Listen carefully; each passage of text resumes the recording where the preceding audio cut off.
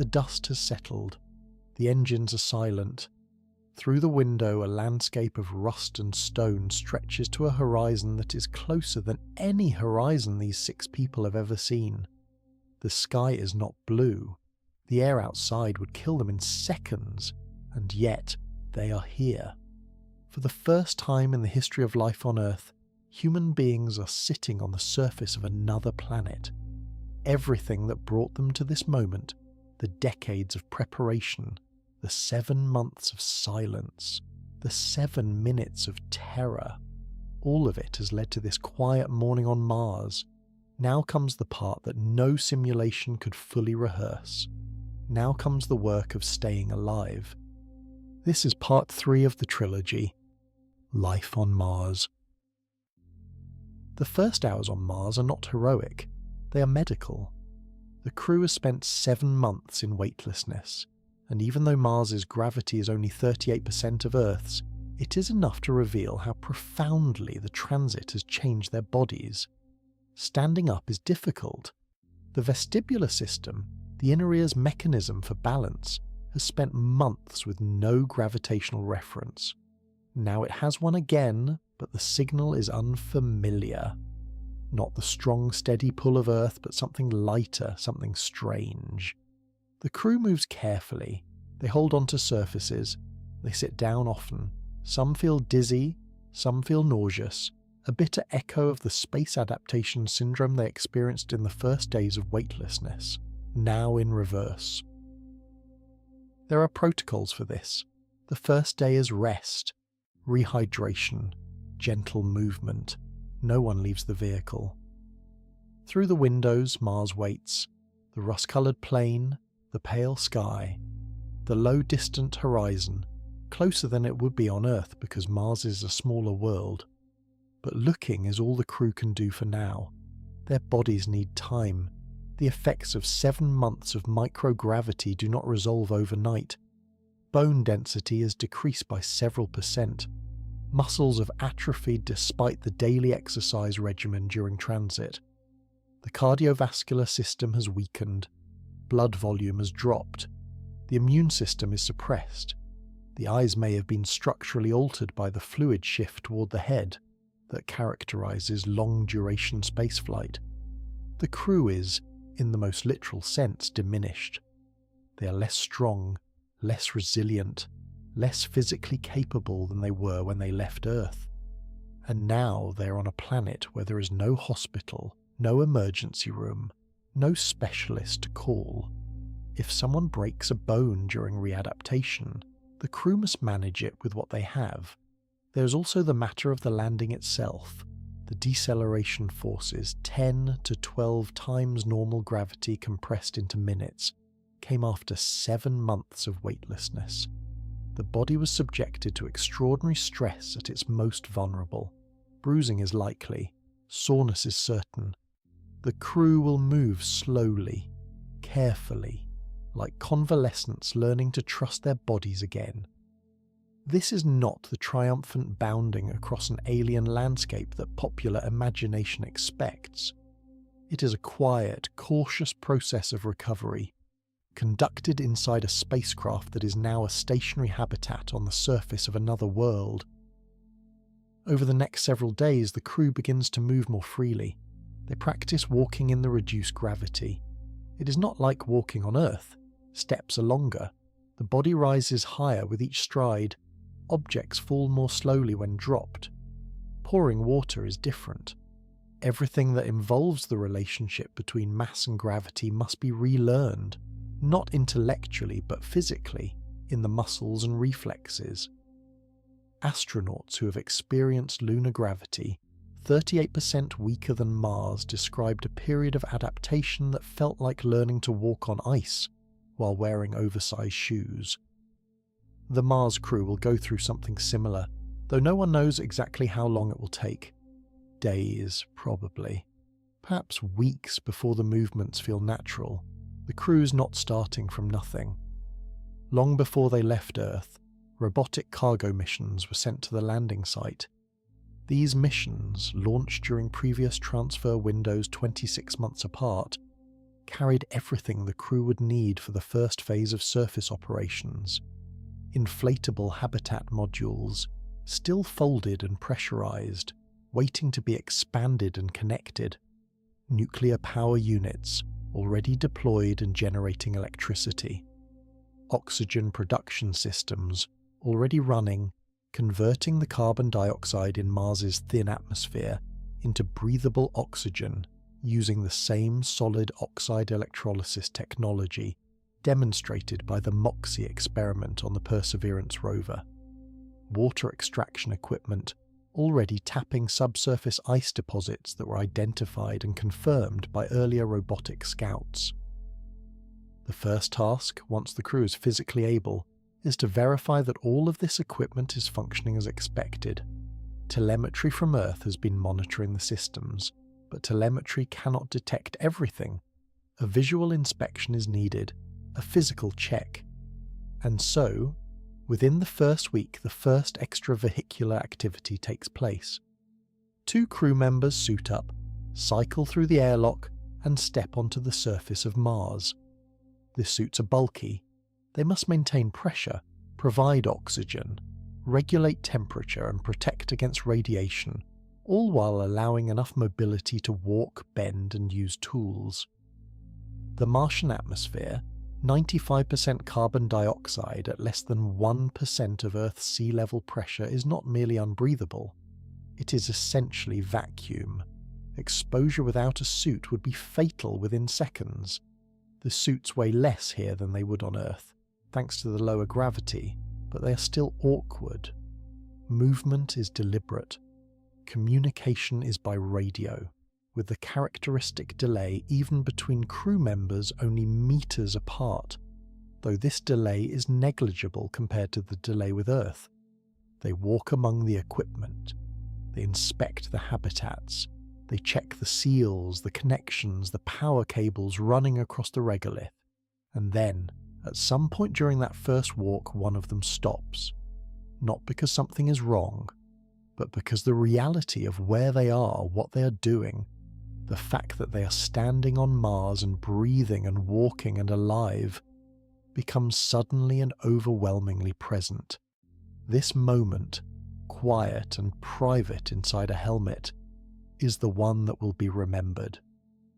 The landscape around the landing site stretches in every direction with a barrenness that is hard to describe. There are rocks, scattered across the surface in sizes ranging from pebbles to boulders. There is dust, fine and omnipresent, coating every surface in a uniform rust red. There are low ridges and shallow depressions, the subtle topography of a world that has been slowly shaped by wind and impact, and the occasional catastrophic flood of ancient water. But there are no trees, no grass, no buildings, no roads, no animals, no sound except the faint whisper of wind against the suit. The absence of life is total and absolute. For the crew, who have spent their entire lives on a planet teeming with biological activity, the deadness of Mars is not just a fact. It is a sensation. It is the feeling of standing in the oldest, emptiest room in the solar system, and yet there is beauty. The colours of Mars are more varied than photographs suggest. The regolith ranges from deep chocolate brown to pale ochre, depending on the mineral composition and the angle of the light. Certain rock faces, where iron oxides have been deposited over millennia, shimmer with a metallic sheen. The sky shifts through a palette of colours that Earth skies never produce: salmon, butterscotch, lavender. When a dust devil spirals across the plain in the afternoon, it catches the light in a way that turns it briefly golden. Mars is not beautiful the way Earth is beautiful, with its overwhelming abundance of colour and life and movement. Mars is beautiful the way a desert is beautiful, or a glacier, or the surface of the deep ocean seen from a submersible. It is the beauty of austerity, of vastness, of time made visible in stone. The hierarchy of needs on Mars is unforgiving. Without power, nothing works. Without oxygen, the crew dies within minutes. Without water, within days. Without food, within weeks. Without shelter from radiation and the cold, the timeline varies but the outcome does not. Every system that sustains life depends on every other system. A failure in power cascades into a failure in oxygen production, water extraction, heating, communication. The interconnectedness is total. Power comes from nuclear fission reactors, compact units based on the kilopower technology that NASA tested successfully on Earth with the crusty prototype. These reactors use enriched uranium to generate heat, which is converted to electricity. They are designed to operate for years without maintenance, producing a steady output regardless of dust storms, seasonal changes, or the time of day. Solar panels are a secondary source, useful when conditions allow, but unreliable during the months-long dust storms that periodically engulf the planet. The nuclear reactors are the foundation. Without them, Mars is uninhabitable. Oxygen production is continuous. The Martian atmosphere is 95% carbon dioxide. Through solid oxide electrolysis, this carbon dioxide is split into oxygen and carbon monoxide. The oxygen is stored, compressed, and fed into the habitats. The process is energy intensive, which is why nuclear power is essential. A scaled-up version of MOXIE, the technology that demonstrated this process on Mars between 2021 and 2023, is one of the most critical pieces of infrastructure on the surface. During its demonstration, MOXIE produced small quantities of oxygen, roughly enough for an astronaut to breathe for 10 minutes from each run. The full-scale version must produce thousands of times more continuously without interruption. Water comes from the ground. Orbital surveys and robotic prospectors have identified deposits of subsurface ice, in some locations as shallow as 20 centimeters below the surface. Extracting this ice involves heating the regolith, collecting the vapor, and condensing it into liquid water. The water serves multiple purposes: drinking, hygiene, crop irrigation, and crucially, as a feedstock for propellant production. Every drop is precious. Recycling systems, similar to those used on the International Space Station but more robust, recover water from humidity, from urine, from every source possible. On Earth, water is something that falls from the sky. On Mars, it is something you mine. The water extraction process is slow and energy intensive. The ice is mixed with regolith, not sitting in clean, accessible sheets. Heating the ground to release the water vapor requires significant power, and the yield per cubic meter of regolith varies dramatically depending on the ice content. In some deposits, ice may constitute 40 or 50% of the material by mass. In others, it may be only a few percent. The crew must prospect carefully, drilling test holes and measuring ice content before committing to a full extraction operation. The water, once extracted, must be purified. It may contain dissolved salts, perchlorates, and other contaminants from the regolith. Filtration and chemical treatment ensure that the water that reaches the crew's lips is clean and safe, but the process adds another layer of complexity to an already demanding system. There is something almost sacred about water on Mars. On Earth, we waste it casually, leave taps running, pour it down drains without thought. On Mars, the crew will know exactly how much water they use each day. They will know the cost of every shower, every cup of tea, every litre that flows through the hydroponic system. This awareness changes the relationship between humans and their most essential resource. Water becomes not an entitlement, but a gift, extracted with effort from the body of an alien world. The habitats are the crew's world. They are pressurized to roughly half an atmosphere of Earth normal, a mixture of oxygen and nitrogen that is breathable and comfortable. the temperature inside is maintained at a livable range, though the temperature outside can drop to -80 degrees Celsius at night and rarely rises above freezing even at the equator during the warmest part of the day. The walls of the habitat must hold pressure, insulate against the cold, and provide some protection against radiation. Regolith, the loose soil and rock that covers the Martian surface, can be piled on top of or around the habitat modules to add shielding. A layer of regolith roughly 1 to 2 meters thick can significantly reduce the radiation dose to the crew inside. The habitable space is limited but larger than what the crew endured during the transit. Each habitat module, once inflated and connected, provides a volume roughly equivalent to a small apartment. Multiple modules are linked by pressurized tunnels, creating a compound that includes sleeping quarters, a communal area, a galley, exercise space, a medical bay, laboratories, and storage.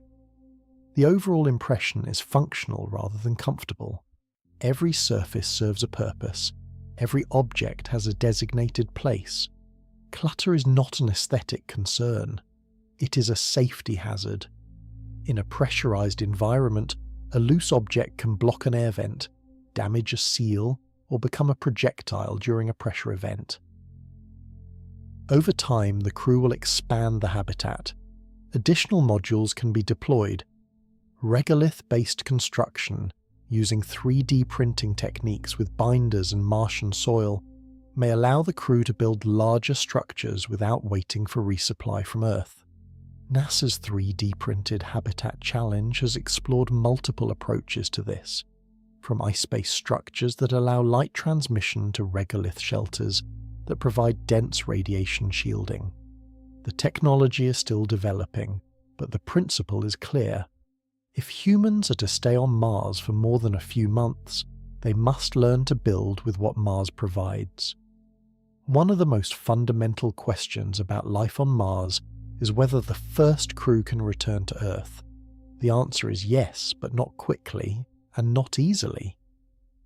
The crew cannot leave whenever they choose. Mars and Earth align for efficient return trajectories only once every 26 months. If the crew lands at the beginning of a surface stay, they must wait approximately 18 to 24 months before the next return window opens. The minimum total mission duration, from Earth departure to Earth return, is roughly 2.5 to 3 years. There is no shortcut. The orbital mechanics are absolute. But waiting for the window is only part of the challenge. To leave Mars, the crew needs propellant.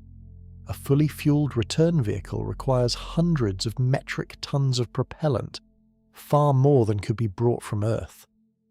The solution is to manufacture propellant on Mars using the planet's own resources. The atmosphere, rich in carbon dioxide, provides one half of the equation. Subsurface water ice provides the other. Through a process called the Sabatier reaction, carbon dioxide and hydrogen, extracted from water through electrolysis, are combined to produce methane and oxygen. Methane serves as the fuel. Oxygen serves as the oxidizer. Together they propel the ascent vehicle off the Martian surface and into orbit, where it rendezvous with a transit vehicle for the journey home. This process, known as in situ resource utilization, or ESRU, is not theoretical. The chemistry is well understood. The Sabatier reaction was first described in 1897. The individual steps have been demonstrated on Earth, and, in the case of oxygen production from carbon dioxide, on Mars itself. But scaling the process to produce the quantities needed for a crewed return, hundreds of metric tons of propellant, is an engineering challenge of a different order. The propellant production systems must run continuously for months, perhaps more than a year, extracting water from subsurface ice, splitting it into hydrogen and oxygen through electrolysis, reacting the hydrogen with atmospheric carbon dioxide in the Sabatier reactor, then liquefying and storing the products at cryogenic temperatures. Any interruption, any failure in the chain, a broken pump, a depleted catalyst, a leak in a storage tank delays the return, and a delay of more than a few weeks can mean missing the return window entirely, which means waiting another 26 months on Mars. The power requirements for propellant production are enormous. Electrolysis alone, the splitting of water into hydrogen and oxygen, is profoundly energy intensive. The liquefaction and storage of methane and oxygen at the temperatures required for rocket propellant add further demands. This is one of the primary reasons that nuclear power is not merely convenient for a Mars surface mission, but essential. Solar power alone, subject to dust storms, seasonal variation, and the reduced solar intensity at Mars's distance from the Sun, cannot reliably sustain the continuous energy draw of a propellant production plant operating for more than a year. The most conservative mission architectures propose that the propellant production systems be sent to Mars and verified operational before the crew ever leaves Earth. If the return propellant is already manufactured and stored when the crew arrives, the risk is substantially lower. But even in this scenario, the crew is committed to a stay of many months on the surface, far from home, far from help, with a return that depends on machinery that has been operating autonomously on another planet. And there is another possibility, one that is rarely spoken about but always present. Some of the first crews may not return, not because they cannot, but because some may choose to stay. The pull of a new world, the knowledge that there is meaningful work to be done, the understanding that every return trip weakens the body through another 7 months of microgravity and another passage through the radiation of deep space. These factors may lead some to decide that Mars is where they belong. This is speculation, of course, but it is not unreasonable speculation. History is full of explorers who went somewhere new and never came back. Not because they were lost, but because they had found what they were looking for. Food is survival, but it is also culture, comfort, and sanity. The crew arrives with a substantial supply of prepackaged meals, enough to sustain them for the entire surface stay if necessary.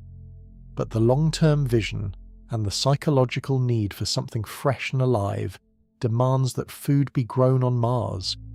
The first crops will be grown hydroponically, in nutrient solutions under artificial light, inside pressurized greenhouse modules. Hydroponics is well understood. It has been practiced on Earth for decades and tested extensively in space. Lettuce, radishes, tomatoes, peppers, herbs.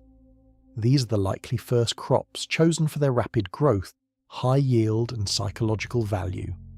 The act of tending plants, of watching something green emerge in a world of red and grey, has been shown to provide measurable psychological benefits in isolation studies. On the International Space Station, astronauts who participated in the veggie plant growth experiments reported that caring for the plants was one of the most enjoyable parts of their routine. But hydroponics has limits. It requires precise nutrient solutions that must be brought from Earth or manufactured in situ. It requires significant energy for lighting and climate control, and it does not scale easily. To feed a crew of 6 entirely from hydroponic crops would require a greenhouse area far larger than what the first missions can support. Estimates vary, but a rough figure is 40 to 50 square meters of growing space per person for a nutritionally complete diet. That is 300 square meters for a crew of 6, a significant infrastructure investment. The alternative, or complement, is to grow crops in Martian regolith. This is far more challenging. Martian soil is not soil in the terrestrial sense. It contains no organic matter. It has no microbial life. It is essentially crushed rock, and it contains toxic concentrations of perchlorate salts, chlorinated compounds that are harmful to both plants and humans. Before anything can grow in Martian regolith, the perchlorates must be removed. Research on Earth has shown that certain bacteria can metabolize perchlorates, breaking them down into harmless chlorides and releasing oxygen as a byproduct. This bioremediation process could, in theory, detoxify the soil. But the remediated regolith would still need nutrient supplementation, nitrogen, phosphorus, potassium, and organic carbon before it could support plant growth. The process of turning Martian rock into something resembling fertile soil is not a task of months, it is a task of years, perhaps decades. But every step matters. Every handful of remediated regolith is a step toward a Mars that can, eventually, feed itself. The first crew will plant the seeds, both literally and figuratively, for an agricultural system that later crews will expand. The greenhouse is more than a food source. It is a life support system and a psychological anchor. The plants inside it convert carbon dioxide to oxygen through photosynthesis, supplementing the mechanical oxygen production systems. They purify the air, they regulate humidity, and they provide something that no machine can replicate: the sight and smell of growing things. Green, living, changing. In a world of unchanging rock and metal, the greenhouse is a small island of Earth, transplanted across the void. Crew members who have participated in plant growth experiments on the space station have described an almost proprietary affection for the plants in their care, a tenderness that goes beyond the scientific value of the experiment. On Mars, where the isolation is deeper and the landscape more barren, this emotional connection to growing things may be one of the most important factors in sustaining the crew's mental health over the long months of their stay. Sunlight on Mars is approximately 43% as intense as on Earth. This is enough for photosynthesis but not optimal. Most food crops grow best under higher light levels. The greenhouse will therefore use a combination of natural and artificial light, with LED systems providing supplemental illumination tuned to the wavelengths that plants use most efficiently for growth, primarily red and blue light. The energy cost of this supplemental lighting is significant, adding to the already heavy demands on the power system. But the alternative, relying entirely on artificial light, would be even more expensive and would deprive the greenhouse of the psychological benefit of natural sunlight filtering through a translucent dome. The question of livestock on Mars is one that captures the imagination, but collides quickly with the realities of physics and biology. Cattle, pigs, sheep, goats, these animals require enormous quantities of feed, water, and space. A single cow consumes roughly 50 litres of water per day and produces methane, a greenhouse gas that would need to be managed inside a pressurized habitat. The caloric inefficiency is stark. It takes approximately 8 kilograms of grain to produce 1 kilogram of beef. On a planet where every gram of food must be grown under artificial conditions, this ratio is prohibitive. Traditional livestock will not be part of Mars for a very long time, if ever. But protein is essential, and plant-based diets alone may not fully meet the nutritional needs of a crew performing physically demanding work in a hostile environment. The most likely animal protein sources on Mars are insects and fish. Insects, particularly black soldier fly larvae, mealworms and crickets, are remarkably efficient converters of organic matter into protein. They require a fraction of the water, space and feed that traditional livestock need. They reproduce rapidly. They can be fed on plant waste and organic scraps, closing the loop in a way that larger animals cannot. Insect protein is nutritionally complete, rich in essential amino acids, and can be processed into flour, paste, or whole food products. The psychological barrier to eating insects is significant in some cultures, but in a survival context, on a planet where efficiency is everything, that barrier may erode quickly. Fish, particularly small hardy species like tilapia, are another possibility. Tilapia are herbivorous, meaning they can be fed on algae and plant matter grown in the greenhouse. They tolerate a wide range of water conditions. They grow quickly and reproduce readily. A small aquaculture system, a tank of warm, oxygenated water with a recirculating filter, could provide a modest but meaningful source of fresh protein. Fish eggs, lightweight and durable, could be transported from Earth and hatched on Mars. The first Martian fish pond would be small, perhaps no larger than a bathtub, but it would be alive. In a world of machines and rock, the presence of another living creature, swimming in water that was once ice buried beneath the surface of Mars, would carry a significance far beyond its nutritional value. Algae and cyanobacteria are perhaps the most practical biological protein sources for the earliest missions. They grow rapidly in carbon dioxide-rich environments, which Mars provides abundantly. They require minimal space and can be cultivated in simple bioreactors. Spirulina, a cyanobacterium already consumed as a nutritional supplement on Earth, is a strong candidate. It is rich in protein, vitamins and minerals, and it produces oxygen as a byproduct of photosynthesis, contributing to the habitat's air supply. The taste is an acquired one, but on Mars, palates will adapt to what is available.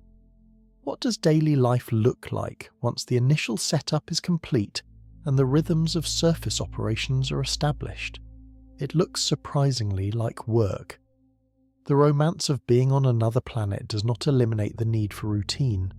If anything, routine becomes more important, because without it, the vast strangeness of the environment can become overwhelming. The crew wakes to artificial light that simulates a Martian soul, the Martian day, which is 24 hours and 37 minutes long, close enough to an Earth day that the human circadian rhythm can adapt without major difficulty. Breakfast is prepared from stored and increasingly fresh ingredients. The schedule is posted, tasks are assigned. Some crew members conduct scientific research, analysing rock samples, monitoring atmospheric conditions, operating instruments. Others perform maintenance, checking seals, replacing filters, servicing the water recycling system. Others tend the greenhouse, monitoring nutrient levels, adjusting light cycles, harvesting crops that are ready. Extravehicular activities, the suited excursions onto the surface, are planned carefully and executed in pairs. No one goes outside alone. The suits are life support systems, and if one fails, the partner is the only rescue available. EVAs are physically exhausting, limited by the oxygen supply in the suit and by the fatigue that accumulates when working in a pressurized garment. A typical EVA might last 4 to 6 hours, after which the crew members return to the habitat, cycle through the dust removal protocols in the airlock, and emerge tired, thirsty, and covered in the fine, rust-coloured powder that gets into everything. The geology of Mars is a living textbook, and the crew will spend significant time studying it. Every rock tells a story of the planet's history, its volcanic past, the water that once flowed across its surface, the slow weathering of billions of years. The search for biosignatures, evidence of past or present microbial life, is one of the highest scientific priorities. If life ever existed on Mars, its traces may be preserved in ancient lake beds, in mineral deposits, in the chemistry of the rocks. The crew will collect samples, analyse them in the habitat's laboratory, and send data back to Earth for further study. The discovery of evidence of life, even ancient microbial life, would be one of the most significant scientific findings in human history. And then there is the question of planetary protection. The crew must be careful not to contaminate Mars with Earth organisms, and equally careful not to bring Martian material into the habitat without proper handling. If Mars does harbour microbial life, even in subsurface aquifers or within the rock itself, that life must be protected from contamination by terrestrial organisms. And if Martian organisms exist, the crew must be protected from them. The protocols for handling samples, for cleaning equipment, for managing the boundary between the sterile habitat and the biologically unknown surface are some of the most meticulously designed aspects of the mission. Martian dust is a persistent adversary. It is finer than any dust on Earth, some particles only a few micrometers across, smaller than the width of a human hair. It is electrostatically charged, meaning it clings to surfaces with a tenacity that simple brushing cannot overcome, and it contains perchlorate salts, the same toxic compounds that make the regolith hostile to plant growth. The dust gets into everything, into suit joints, into airlock seals, into the threads of screws, into the filters of the air recycling system. Managing dust is not glamorous work, but it is among the most important tasks on Mars. If perchlorate-laden dust enters the habitat and contaminates the air, the water supply or the food, it becomes a direct health hazard. The thyroid is particularly vulnerable to perchlorate exposure. Long-term inhalation of fine Martian dust particles could cause respiratory damage similar to silicosis on Earth. The airlock protocols, including electrostatic cleaning, compressed gas blowing, and suit isolation procedures, must be followed without exception every single time. A Martian year is nearly twice as long as an Earth year, approximately 687 Earth days. The planet has seasons, caused by its axial tilt of about 25 degrees, similar to Earth's, but the seasons are longer, and Mars's more elliptical orbit means that southern hemisphere summers are significantly warmer than northern hemisphere summers. The crew, likely located near the equator for optimal solar exposure and temperature, will experience relatively mild seasonal variation, but the change is noticeable. Daylight hours shift, temperatures swing, and then there are the dust storms. Mars is prone to regional and occasionally global dust storms that can shroud the entire planet in a haze of suspended particles for weeks or months. The global storm of 2018 was so intense that it ended the mission of NASA's Opportunity rover by blocking sunlight from its solar panels. For a crew relying on solar power as a supplement, a major dust storm is a significant event. The nuclear reactors will continue to function, but solar output drops dramatically. Visibility decreases, EVAs may be curtailed. The psychological effect of being trapped inside a habitat while the world outside disappears into a featureless brown murk is something that only the first crews will truly understand. But the storms also pass, and when they do, the sky clears, and the landscape is subtly changed. Dunes have shifted. Surface features are dusted over or newly exposed. Mars is not static. It is a world with weather, with change, with a rhythm that the crew will come to know intimately over the months they spend there. The cold is constant. Even on the warmest days near the equator at noon in summer, the temperature may briefly reach 0 degrees Celsius. By nightfall, it can drop to -70 or colder. The thermal cycling, the daily expansion and contraction of materials as temperatures swing by 50 or 60 degrees, places stress on every exterior component. Seals fatigue, metals crack, adhesives weaken. The habitat's thermal management system must work continuously, pumping heat from the nuclear reactors into the living spaces and preventing the cold from seeping in through the walls. Insulation is critical, but no insulation is perfect. The crew will feel the cold in subtle ways.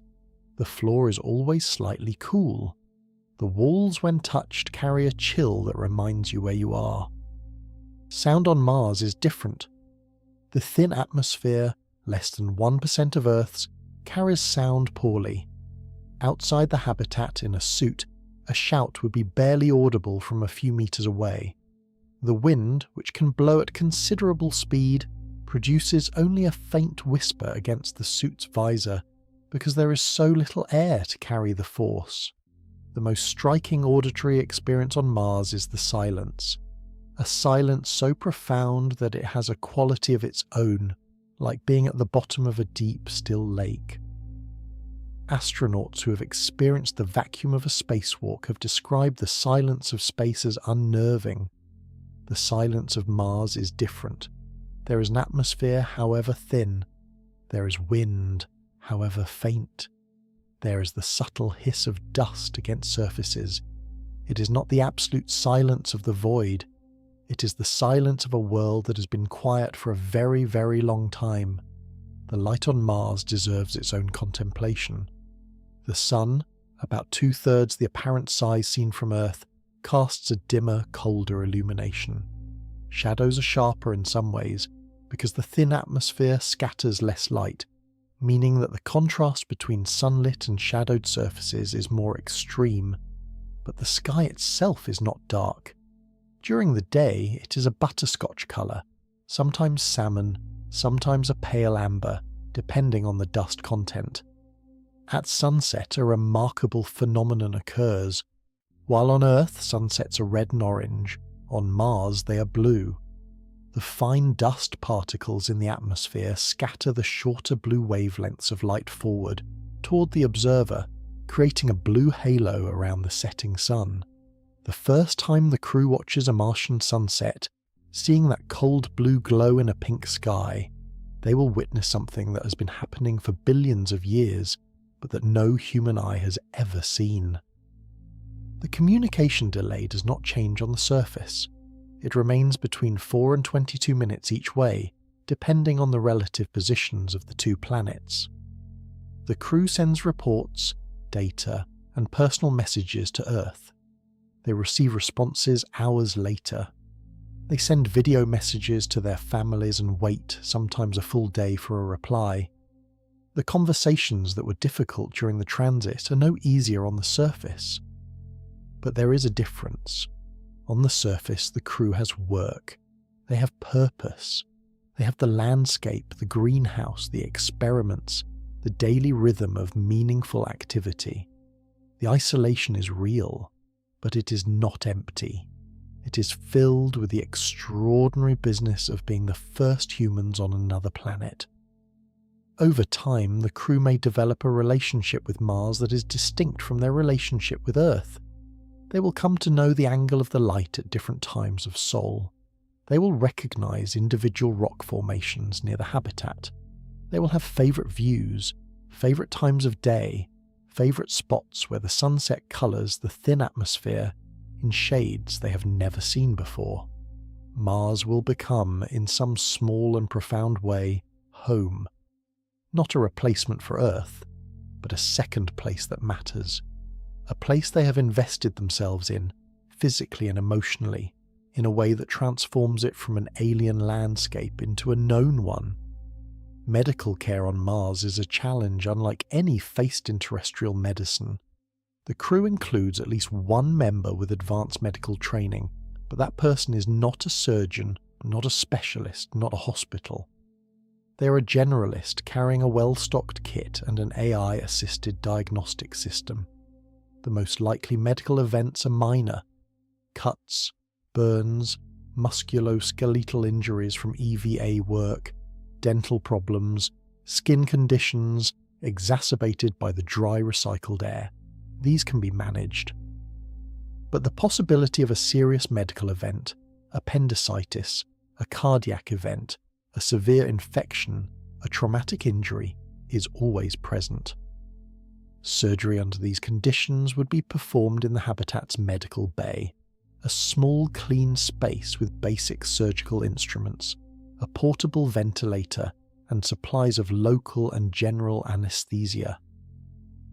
The communication delay makes real-time guidance from Earth impossible.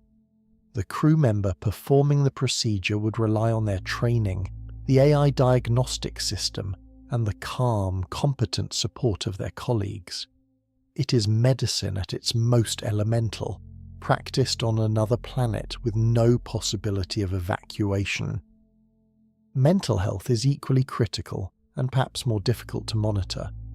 The signs of psychological distress can be subtle: withdrawal, irritability, disrupted sleep, a gradual loss of motivation. The crew has been trained to recognize these signs in each other, and the mission includes scheduled psychological consultations via recorded messages with professionals on Earth. But the delay makes these consultations feel more like correspondence therapy than real-time support. The crew must be largely self-sufficient in managing their emotional well-being, supporting each other through difficult days, maintaining the rituals and routines that provide structure and meaning. At night, when the work is done and the habitat is quiet, the crew can look up through a window or a dome and see the stars. The Martian night sky is spectacular. The thin atmosphere scatters almost no light, so the stars appear sharper, brighter and more numerous than they do from most places on Earth. The constellations are the same: Orion, the Big Dipper, Cassiopeia, all recognizable, a reminder that the crew has not left the galaxy, only their planet. But there are differences. Mars has 2 tiny moons, Phobos and Deimos, irregular potato-shaped bodies that race across the sky. Phobos, the larger of the two, orbits so close and so fast that it rises in the west and sets in the east, completing a transit in just over 4 hours. Deimos, smaller and more distant, moves slowly across the sky like a bright star. And somewhere in that sky, on certain nights, there is a bright blue-white point of light. Earth. It is one of the most brilliant objects in the Martian sky, far brighter than it appears from our own surface looking at Mars. The crew can look at that point of light and know that everyone they have ever loved, every place they have ever known, every tree and river and city is there in that tiny spark. The distance is almost impossible to comprehend. Light takes between 4 and 22 minutes to cross it. Human beings cannot cross it in less than 7 months. And yet there it is, visible, beautiful, achingly close and impossibly far, a reminder of everything they have left behind and everything they are working to connect. There is a philosophical dimension to living on Mars that transcends the engineering. The crew is not merely surviving on another planet. They are beginning the process of extending human civilization beyond Earth. Every system they build, every crop they grow, every problem they solve is a step in a project that is larger than any single mission, or any single lifetime. The first crew will not build a city. They will build a foothold. They will demonstrate that humans can live on Mars, that the air can be made breathable, that the water can be extracted, that the food can be grown, that the return trip can be fueled with Martian resources. They will make mistakes. Systems will fail. Crops will die. Equipment will break in ways that no one anticipated.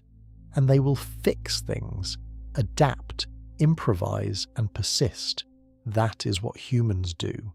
It is what we have always done, from the first settlements in hostile environments on Earth to the platforms we have built in orbit. There is a word that space agencies use for the gradual process of making a place habitable: infrastructure. But infrastructure is a cold word for what is actually happening on Mars. What is happening is the creation of a home, not in the architectural sense, but in the human sense. A place where people know the quirks of the plumbing, where someone has taped a photograph to a wall, where there is a table where people gather to eat and talk, where someone has figured out the best way to brew coffee in reduced gravity. These small domesticities are not trivial. They are the signs that people are not merely occupying a space but inhabiting it. They are the difference between a base and a home. The second crew, arriving 26 months after the first, will bring new equipment, new expertise, and new perspectives. They will also bring something less tangible: fresh social energy, new voices, new stories, new ways of seeing. For the first crew, who will have spent more than a year in the company of the same 5 people, the arrival of new faces will be profound. The social world, so tightly bounded for so long, will suddenly expand. New relationships will form, new tensions will emerge. The dynamics of a small group merging with another small group, each with their own established rhythms and unspoken rules, will require patience and adaptability from everyone. And with the second crew comes the beginning of something larger. Not just a mission, but a settlement. Not just visitors, but residents. The distinction is significant. A visitor passes through. A resident puts down roots.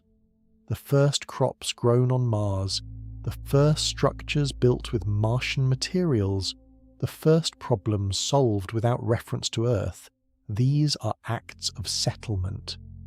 They declare, in the quiet language of action, that this place is now part of the human story. The children born on Mars, if that day ever comes, will be the first true Martians. They will grow up in 38% gravity. Their bones and muscles will develop differently. Their relationship with the sky, with weather, with the concept of outside, will be fundamentally different from that of any human who has ever lived. They will look up at a butterscotch sky and see, on certain nights, a bright blue-white star that their parents call Earth. It will be a story they know, a place in their history, but not their home. Their home will be here, on a world of red rock and thin air and long, quiet sunsets. That future is distant.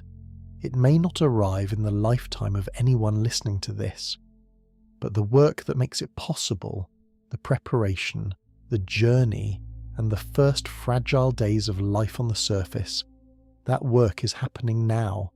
It is happening in laboratories and simulation habitats and engineering workshops, and in the minds of people who look at Mars and see not just a planet, but a possibility.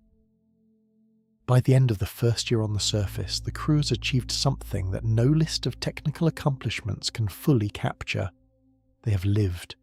They have woken each morning on another world and gone about the work of staying alive. They have breathed air that was once carbon dioxide in the Martian atmosphere. They have drunk water that was once ice buried beneath the surface. They have eaten food grown under lights powered by a nuclear reactor, in a greenhouse pressurized by human hands, on a planet where nothing has ever grown before. They have also suffered. There will have been moments of fear when a system failed and the margins of survival narrowed. There will have been moments of loneliness when the delay with Earth felt not like minutes but like years. There will have been moments of friction between crew members, inevitable in any group of people confined together for so long, and there will have been moments of grief for the life they left behind, for the time that is passing on Earth without them, for birthdays and holidays and ordinary days that they are missing and will never get back. There will have been moments too when the weight of responsibility was almost unbearable. The knowledge that they are the first, that everything they do or fail to do will be studied and judged and built upon, that their decisions will shape the future of human presence on Mars for generations. The pressure of being a pioneer is not just physical, it is moral, psychological, existential. Every choice carries a weight beyond its immediate consequence. How they manage their waste, how they interact with the environment, how they treat the planet that is hosting them. These decisions set precedents. They are writing the first chapter of a very long book, and they know it. But there will also have been moments of awe. The first sunset when the blue halo appeared around the disk of the sun as it dropped below the horizon, a phenomenon caused by the way Martian dust scatters light. The first time a seedling pushed through the surface of remediated regolith. The first time a dust devil spiraled across the plain in the afternoon light. The first time they climbed to a high point near the habitat and looked out across a landscape that stretched, unmarked and ancient, to the edge of the world. these moments belong to them. No one on Earth will ever fully understand what it is to stand on Mars and see what they have seen. But the fact that they are there, that they have done it, that the thread of human life now extends across the void to a second world, that fact belongs to everyone. The first crew will eventually leave, or some of them will. They will climb back into the ascent vehicle, powered by propellant manufactured from Martian air and water, and lift off from the surface into the thin sky. They will dock with the transit vehicle in orbit. They will begin the long journey home, another 7 or 8 months of weightlessness and silence and the slow, growing brightness of Earth in the windows ahead. Behind them, on the surface, the habitat will remain. The greenhouse will continue to grow. The power reactors will continue to hum. The oxygen production system will continue to breathe in carbon dioxide and breathe out oxygen, even though no one is there to breathe it. The systems will be maintained remotely, tended by commands sent across the void, kept alive for the next crew, the next wave of humans who will arrive when the planets align again. And the next crew will find more than a base. They will find a place that has been lived in. They will find marks on the walls where someone measured the growth of a tomato plant. They will find a playlist left on a tablet. They will find a logbook with entries that record not just technical data, but human experience, the colour of the sky on a particular sol, the taste of the first radish, the sound of the wind against the habitat wall during a storm. They will find evidence that people were here, that this place was not merely survived but inhabited, and they will build on what was left behind. They will expand the habitat. They will extend the greenhouse. They will improve the water extraction and the power grid and the dust management protocols. And they will add their own marks to the walls, their own entries to the logbook, their own lives to the growing story of human presence on Mars. This is how it begins, not with a single dramatic moment, but with a long, patient accumulation of days, each one ordinary, each one extraordinary. A morning on Mars, a meal, a repair, a walk across the regolith, a message from home, arriving 20 minutes late, a seedling, green and alive in a place where nothing has ever been green or alive before. The trilogy we have told, the preparation, the journey and life on Mars, is ultimately a story about patience, about the thousands of small, careful decisions that must be made correctly before a single human being can step onto another world and survive, about the engineers who designed the heat shield, and the psychologists who studied isolation, and the botanists who tested seeds in simulated Martian soil, about the families who said goodbye, not knowing if they would say hello again, about the quiet, persistent, unglamorous work of making the impossible merely difficult, and the difficult merely routine. The story of Mars is not finished. It may never be finished. It stretches ahead of us into a future that we can imagine but cannot predict, full of challenges we have not yet conceived and solutions we have not yet invented. But it has begun. It began with the preparation. It continued with the journey. And now, with the first year of life on the surface, it enters a new chapter, one that will be written not by engineers or mission planners or politicians, but by the people who wake up each morning on another world and choose, again, to stay. Thank you for listening to Streamberg Space Stories.